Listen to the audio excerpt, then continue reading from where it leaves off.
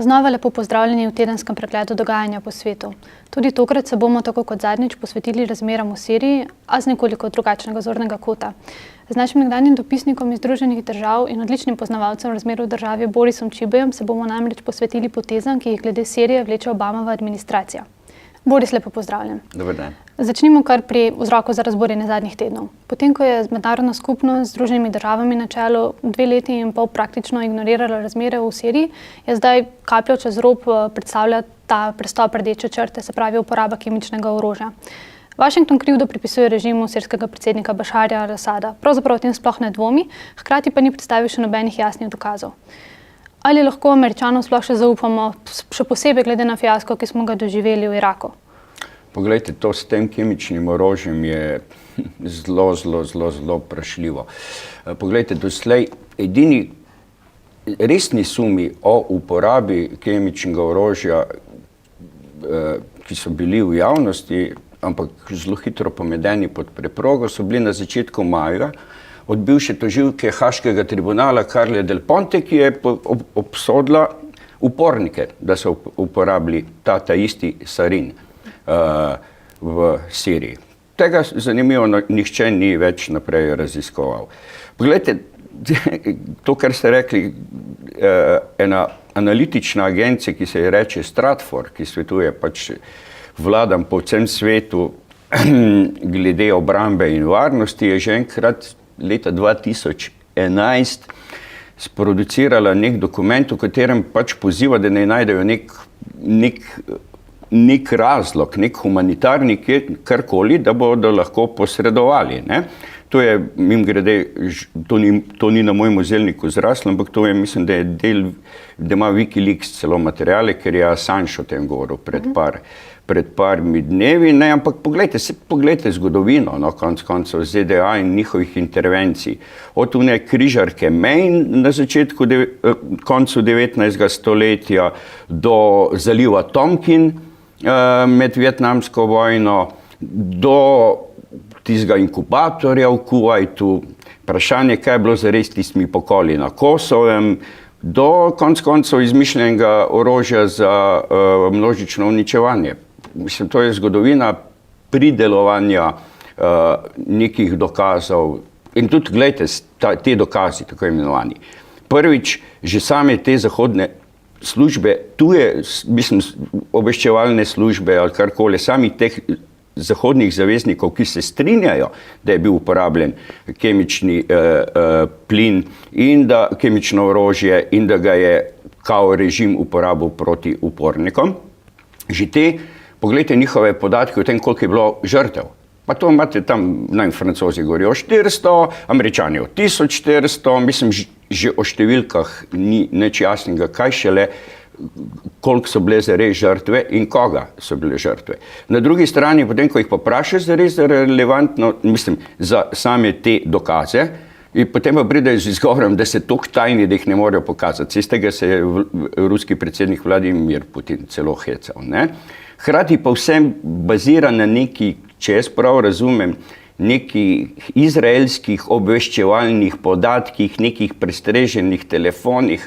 Glejte, če naredite malo resne raziskave, pa potem, kolikor je bilo do zdaj poročeno, imate skoraj da več dokazov v javnosti predstavljenih, da so kemično orožje uporabili uporniki. Od tega, da so zasedli eno od teh tovarn že pred časom, mislim, da je celo Washington Post pisal med temi spopadi, do tega, da je pred dnevi neka neodvisna agencija objavila, kako se hvalijo celo, da so ga sami uporabili, in to mimogrede pisal eden od sicer honorarnih sodelavcev Associated Pressa, ki je tam, tako da pa se pravim, do Carle Del Ponte. Tako da, poglejte, seveda, eni rabijo te dokaze zato, da bi tolkli. Poglejte, zdaj ne vem, če sicer zdaj že skačem drugo, ampak na koncu, kakor kaže, se te intervencije zdaj v tem trenutku ne bo. So se Američani tako zapletli v svoje lastne izjave, ki so jih nasprotniki genialno izkoristili. Ja, sprva je naprimer predsedniku Obami in njegovi celotni administraciji s temi pozivi po vojaški intervenciji kazalo zelo dobro. Potem se je odločil za to nepričakovano potezo iskanja konsenza v kongresu. Kaj bi rekli, je bil to politični poker? Poglejte, oni po ustavi morajo dobiti odobritev kongresa za kakršnokoli vojaško posredovanje. Tako da, če je kot ustavni pravnik hotel delati po ustavi Združenih držav Amerike, je to rabo. Ne? In seveda v kongresu se mu je pa začelo zelo zaresno zapletati. Ne? Prvič, po definiciji demokrati niso naklonjeni vojnam. Zdaj, ok, če je tvoj predsednik, boš mal. Ampak problem je, tebe morajo še enkrat izvoliti. Ne? In glede na javnomnenjske raziskave, koliko ljudi je navdušenih nad vojaškim posredovanjem v Siriji, v Ameriki, potem so se jim začeli malo gledati. Glejte, mi moramo biti ponovno izvoljeni. In glede na prakso te administracije, ki je izjemno slabo v zvijanju rok, celo svojim zaveznikom, še slabša potem po ščitenju interesov tistih, ki pa so jih podprli, in oni vidijo, kaj se je zgodilo nekim Obamovim najhujšim pristašem v kongresu, ki so ga brezpogojno podpirali, potem, ko je pa prišlo do ponovne izvolitve ali pa karkoli, so pa ostali brez podpore Bele hiše, so se ljudje na tej strani malo zamislili. Na drugi strani imate pa paradoksalno kongresnike, ki so vedno največji jastrbi, pa ravno zato, da nasprotujejo Obami, so seveda se, razen pač unga na pol ponorevga McCaina, ne, pač so se tudi oni začeli. In seveda tudi sami so začeli gledati, kako ljudje gledajo, ne. Ljudem pač ni tam, mislim, da kakšnih 30% ljudi sploh ve, kje je Sirija, je pa zakaj se tam gre, zakaj se tam gre tako vprašanje, če mi vemo, ampak to, da sploh to je pa, da je tam kriza.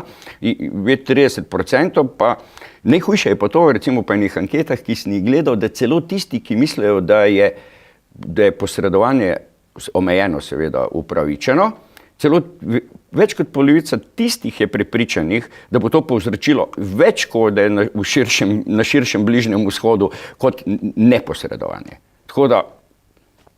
Kaj potem sploh še preostane predsedniku Obami? Ja, mislim, tako je, bi rekel, če bi bil malo cinično zloben, bi celo rekel, da je Kerryju naročil, naj se zafrkne v Veliki Britaniji, ko je pač neumno odgovoril na vprašanje, kakšna pa je možnost, da se izognemo intervenciji, in je hitro povedal recept, ki ga je takoj kupil Lavrov, v Siriji so ga kupili, na najhujše presenečenje takoj tudi v Franciji in v Angliji. Torej, da naj Sirija preda kemično orožje. Potem tisti veliki met Obame na 6 televizijah, kjer bi mogel pozivati veliki Nobelov nagrajenec za mir k vojaškemu posredovanju, se je kar naenkrat prelevil v manjši, mogoče na prvi pogled fiasko, mogoče pa celo v nek uspeh, ker konec koncev zdaj se mu pa ni treba iti teh vojn. Senat je že odložil glasovanje o tem,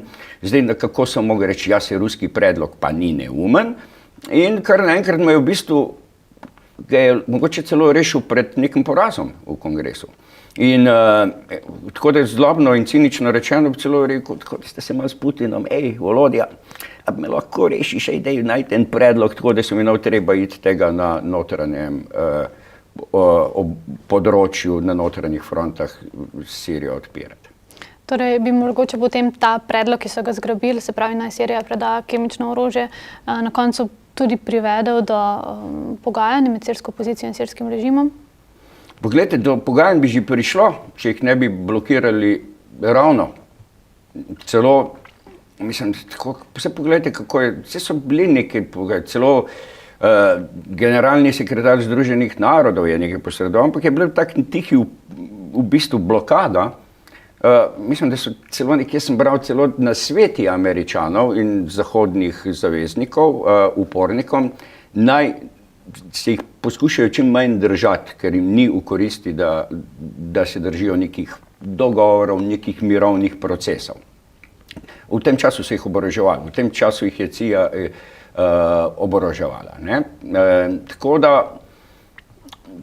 da, ja, ampak zdaj prvič to, drugič pa kakšni mirovni procesi. Tam imate neke nore organizacije, ki so noter prišle, neke podfrakcije Al-Kaide, ker Američani so se vlovili spet v nek afganistanski paradoks, zato ker jim pač Rusi niso všeč, pomagajo njenim ljudem in potem, ko bo 11. se jim zgodil še 11. september, pa spet spraševali, odkot so prišli, pa kaj smo jim naredili, ne? Ker veš, hkrati se pa ne bodo niti malo zamislili nad tem, da so jih sami vzgojili in izučili. In to je paradoksalno.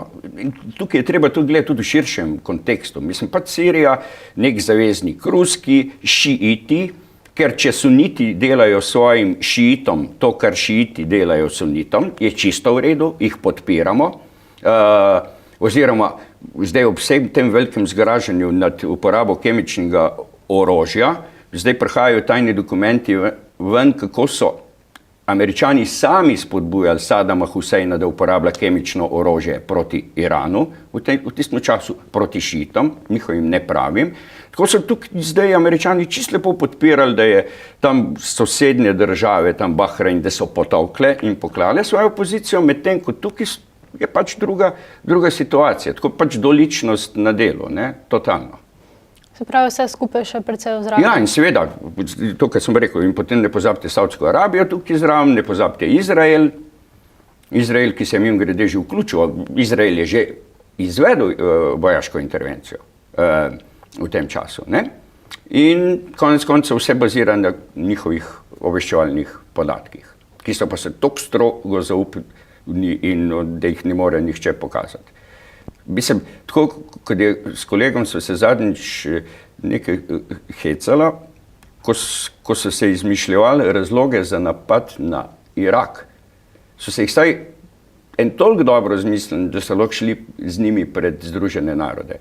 Zdaj izgleda, da so toliko strti zviti, da niti tega ne morejo. Hvala lepa. Prosim.